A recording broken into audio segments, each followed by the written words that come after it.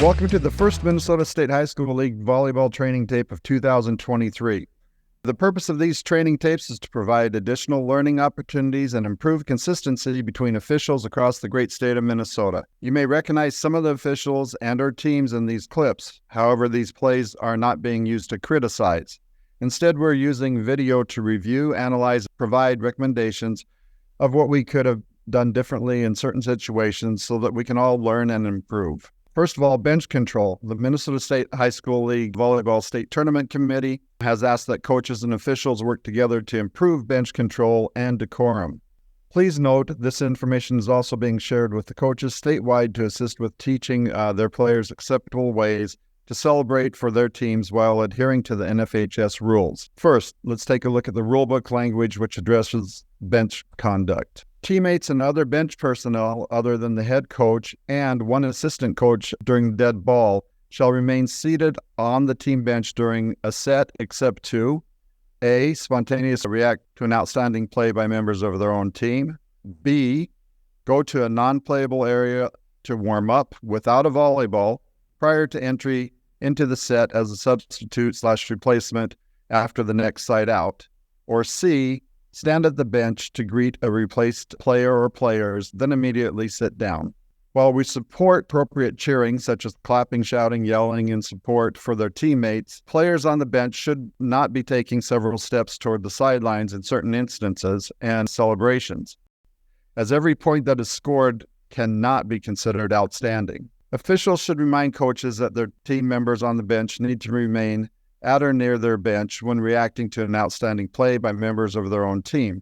It should be stressed that errors by the opponent do not fall into the celebratory category and should not be used as an opportunity to rise from the team bench in an unsportsmanlike manner. The following clips are examples where the committee felt too much leniency was given to the teams in their celebratory reaction. In the first rally, the server on the right serves into the net. You then see the players on the receiving team's bench stand and approach the court to celebrate. This action may be considered unsporting conduct. A service error by an opponent is not considered an outstanding play by a member of your own team. This was an opponent's error, and therefore it would not be appropriate for the receiving team to rise from the bench and approach the court in a loud and boisterous manner. In the second rally, the serving team on the left rose from their bench and approached the sideline while cheering the center line fault by the opposing setter. While it is always acceptable to cheer on your own team by clapping while remaining seated, bench players should not be leaving their seats for every play of the match, especially in this situation when the opposing team committed a fault, as the rules do not allow them to react spontaneously to errors by their opponents. In the third rally, the stuff blocked by the serving team on the left is a time when the rules would allow for the serving team's bench to stand and cheer, as this is deemed an outstanding play by a member of their team.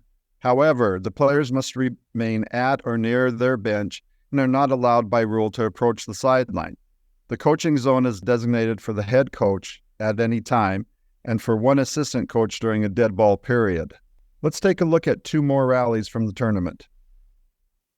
The stuff blocked by the serving team in red is followed by spontaneous cheering by their team bench, which is allowed. However, some bench players took multiple steps into the coaching zone, which is not allowed.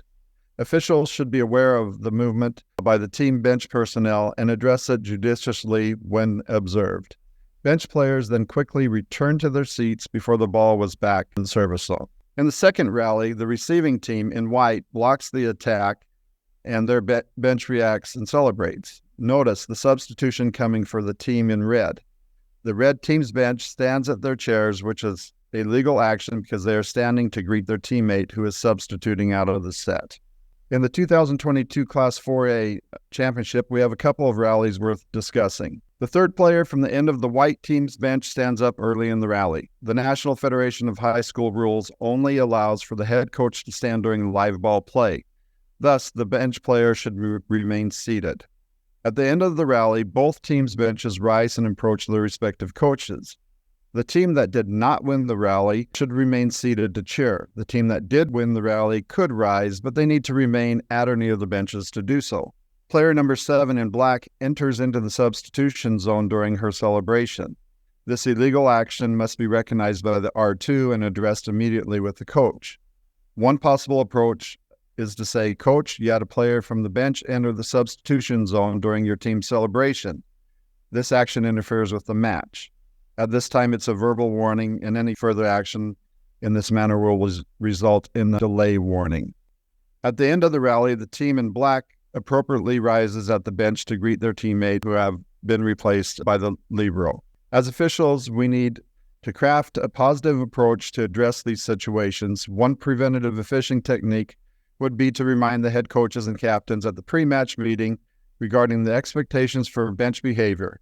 Celebrations must be in response to an outstanding play by a teammate, and bench players must remain at or near the bench while doing so.